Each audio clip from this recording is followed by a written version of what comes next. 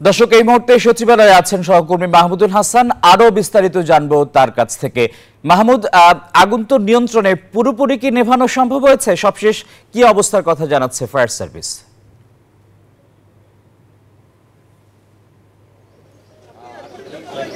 আসিফ, আগুনটি কিন্তু পুরোপুরি নিয়ন্ত্রণে আনা সম্ভব হয়েছে। সকাল 8টার দিকে এই সচিবালয়ে লাগা আগুনটি 6 ঘন্টা পরে সকাল 8টার দিকে নিয়ন্ত্রণে আসে এবং ফায়ার সার্ভিসের এই মুহূর্তে আমরা আর কোনো কর্মকাণ্ড দেখছি না। উদ্ধার কাজ বা কোনো ধরনের কর্মকাণ্ড কিন্তু তাদের নেই। অর্থাৎ তারা আনুষ্ঠানিকভাবে ঘোষণা দিয়েছে যে সচিবালয়ের 7 নম্বর ভবনে যে অগ্নিকাণ্ডের ঘটনা ঘটেছে সেটি তারা নিয়ন্ত্রণে এনেছেন এবং এই মুহূর্তে তথ্য সম্প্রচার উপদেষ্টা নাহিদ ইসলাম তিনি এই ক্ষতিগ্রস্ত ভবন পরিদর্শনে এসেছেন এবং তিনি ভেতরে অবস্থান করছেন। হয়তোবা তিনি বের হয়ে গণমাধ্যমে আরো বিস্তারিত জানাতে পারবেন। এরই মধ্যে স্বরাষ্ট্র উপদেষ্টা তিনি এসেছিলেন এবং তিনি ঘটনাস্থল পরিদর্শন করে গণমাধ্যম কর্মীদের সঙ্গে কথা বলেছেন। তো তিনি বলেছেন যে কি কারণে আগুন লেগেছে সেটি অবশ্যই তদন্ত করে বের করা হবে এবং কি কারণে এত দীর্ঘ সময় আগুনটি জ্বললো, কেন নিভানো সম্ভব হলো না, এই সার্বিক বিষয়গুলো নিয়েই কিন্তু তদন্ত একটি উচ্চ ক্ষমতা সম্পন্ন একটি তদন্ত কমিটি গঠন করা হয়েছে, যে কমিটি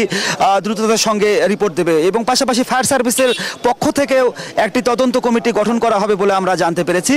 তো আমরা এখনো যে অফিস যারা কর্মরত এই ক্ষতিগ্রস্ত ভবনটিতে যারা কর্মকর্তা কর্মচারী ছিলেন তারা এখনো এই বাইরে অবস্থান নিয়েছেন এবং তারা কিন্তু এই বিষয়টিকে কোনো স্বাভাবিকভাবে দেখছেন না। তারা বলছেন যে একই ভবনের 3 জায়গা থেকে আগুনের সূত্রপাত হয়েছে এবং যে দ্রুততার সঙ্গে আগুনটি ছড়িয়ে পড়েছে তাতে কোনো ধরনের নাশকতার আশঙ্কা কিন্তু উড়িয়ে দেওয়া যায় না। সচিবালয়ের মতো স্পর্শকাতর জায়গায় সেখানে রাতের নিরাপত্তার দায়িত্বে যারা ছিলেন এবং নিশ্চয়ই ফায়ার এখানে অগ্নি নির্বাপন ব্যবস্থাও একটি রয়েছে, সেখানকারও দায়িত্বশীল যারা ছিলেন, তো সব মিলে কিভাবে আগুনটি সূত্রপাত হলো এবং তখন কেন আগুনটি নিভানো গেল না এই প্রশ্নটি উঠেছে এবং পাশাপাশি এর মাধ্যমে কিন্তু যে অগ্নি নির্বাপক যে ব্যবস্থাটি পুরো সিস্টেমটি কিন্তু প্রশ্নবিদ্ধ হয়েছে। যদিও গভীর রাতে আগুনের সূত্রপাত হয়েছে তারপরও কিন্তু সচিবালয়ের মতো স্পর্শকাতর একটি জায়গা সেখানে এই ধরনের একটি বড় অগ্নিকাণ্ড ঘটে গেল, একটি ভবনের 4টি ফ্লোর পুরোপুরি ভস্মীভূত হলো, সেই বিষয়টি কিন্তু সবার মনেই প্রশ্নের সৃষ্টি করেছে। সাধারণ মানুষ তারাও এখানে আসছেন, তারা তো নানা ধরনের অভিযোগ করছেন। তারা বলছেন যে ফ্যাসিস্ট সরকারের যারা দোসর তারা এখনো এখানে কোনো ধরনের ভূমিকা রাখতে পারে, তাদের অপকর্ম ঢাকতে, গুরুত্বপূর্ণ ফাইলপত্র সরাতে বা হচ্ছে যে কোনো তাদের অপকর্ম ঢাকার জন্যই পুরো কোনো ধরনের ষড়যন্ত্র করে এই আগুনটি লাগানো হয়েছে কিনা এই বিষয়ে কিন্তু তারা প্রশ্ন করছে।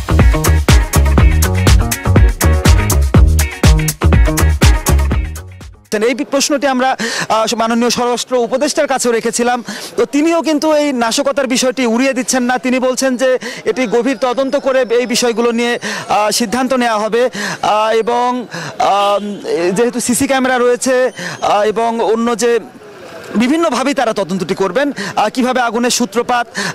ফায়ার সার্ভিসের পক্ষ থেকে আমরা একটি বক্তব্য পেয়েছি যে তাদের কাছে প্রশ্ন ছিল কেন দীর্ঘ সময় ধরে আগুনটি জ্বললো, দ্রুততার সঙ্গে কেন নেভানো যায়নি। তারা বলছেন যে 7 নম্বর ভবনটিতে জানলাগুলো গ্লাসের এবং সেগুলো বন্ধ থাকায় তাদের কিন্তু বেগ পেতে হয়েছে, সেখানে পাইপ দিয়ে পানি দিতে তারা সময় লেগেছে, যে কারণে দীর্ঘ সময় ধরে আগুনটি জ্বলেছে এবং এর মধ্যে ক্ষতির কি পরিমাণ ক্ষতি হয়েছে ক্ষতির বিষয়ে কিন্তু তারা এখন পর্যন্ত পুরোপুরি কিছু জানাতে পারেননি। আমরা এই মুহূর্তে দেখতে পাচ্ছি সচিবালয়ের ভিতরে থাকা অগ্নি নির্বাপনের সর্বশেষ যে গাড়িটি সেই গাড়িটিও কিন্তু বের হয়ে যাচ্ছে, অর্থাৎ তারা পুরোপুরি আগুনটিকে নিয়ন্ত্রণে এনেছেন এবং পরবর্তী ধাপে ক্ষতির পরিমাণ কি সেই বিষয়গুলো ফায়ার সার্ভিস তাদের যে কর্মকর্তা যারা রয়েছেন তারা ভিতরে প্রবেশ করেছেন। পাশাপাশি সরকারের পক্ষ থেকেও যে তদন্ত কমিটি গঠন করা হয়েছে তারাও ইতিমধ্যে কাজ শুরু করেছেন বলে আমরা জানতে পেরেছি।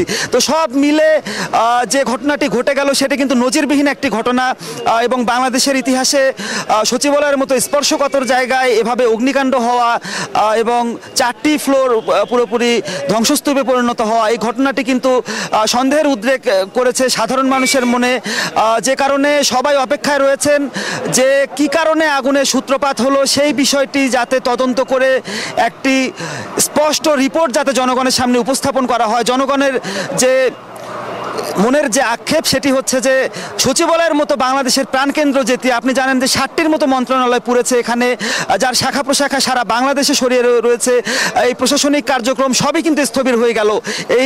এই প্রতিষ্ঠানের কর্মকর্তারা যারা বাইরে অবস্থান করছেন তাদের প্রশ্ন যে কবে নাগাদ তারা অফিস করতে পারবেন, তারা এক ধরনের শঙ্কার মধ্যে রয়েছেন। তো আসিফ, আমরা এখানে রয়েছি, যেটি বলছিলাম নাহিদ ইসলাম ভিতরে প্রবেশ করেছেন, তিনি হয়তো বা একটু পরে বের হয়ে গণমাধ্যম কর্মীদের সঙ্গে কথা বলবেন, তো তখন হয়তো বা আরও বিস্তারিত কিছু আপনাকে জানাতে পারবো। আসিফ।